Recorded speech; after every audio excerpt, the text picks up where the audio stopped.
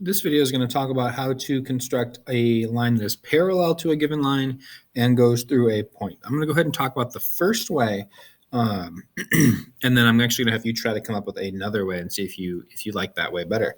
But the first way will, of course, work. So let's start off on the paper here. So we've got our point, we've got a line, and let's go ahead and construct what we're going to need to. So this first method that we're going to talk about, I'm going to call the perpendicular method because that's what we're going to do. We're going to construct a perpendicular from the point to the line, just like we did last time.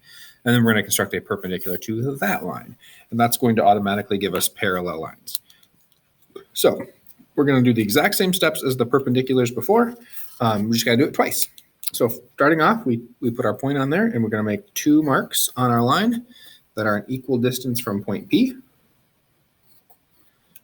There you go. I'm going to go ahead and mark those points.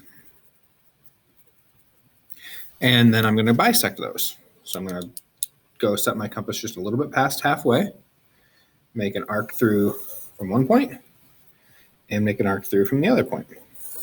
And what that does, just like we talked about with the last one, is construct a line that's perpendicular to our original line and goes through point P. And draw it right through the top, that's okay. Now what I need to do is I need to make a line that's perpendicular to the one I just drew that goes through point P. And so again, that's one we just talked about the last time. So I'm going to go ahead and take my compass and I'm going to put it on the point. I'm going to go the same distance in both sides. So there's a mark there. Sorry, it's a little bit on top of the thing. And then there's a mark there. So I've constructed, again, 2 points that are equidistant from point P. I take my compass and I'm going to have to make it a little bit bigger to set it just over halfway. So that'll be good. Put it on one point and draw my arc. Put it on the other point and draw my arc.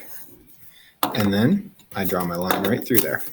And so the reason this works is because I've just constructed a perpendicular to the original. That says 90 degrees. And then I constructed another perpendicular, so that's 90 degrees, and that makes parallel lines. Real quick, I just want to show you that on the computer here. So I've got my original line, and I've got my point somewhere else, right there. So same deal here, just doing this with this compass. So I make a mark there. I can swing it around if I wanted to, and make a mark there. There's nothing wrong with, of course, going the whole way through. That's fine too. Then I move my compass to that point, and it's already set to just over halfway, so that's fine. Go both sides there. Flip it around. Go both sides there. Now you'll see here that my point line went a little bit off the edge there. That's not ideal, but we'll get it close enough here. Now I'm going to go ahead and I need to make a perpendicular through that point. So I'll put my compass right on the point. I'll set my compass to just some distance. I'm going to set it right there so it doesn't go off the edge. I'll make a mark there. I'll flip it over and make a mark there. So now I've got, again, 2 points equidistant from that point.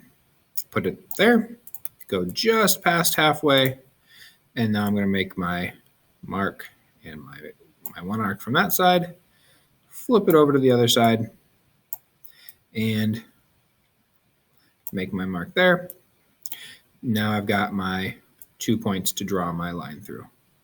And so this is actually the one that I was after, right? This one right here. And again, it's basically just the construction that we learned last time with the perpendiculars, just doing that twice. Once with the line up, the point up here where we have to make the marks like that, and then bisecting it, and then once where we make a mark equal on either side, and then bisect that. Perpendicular, perpendicular.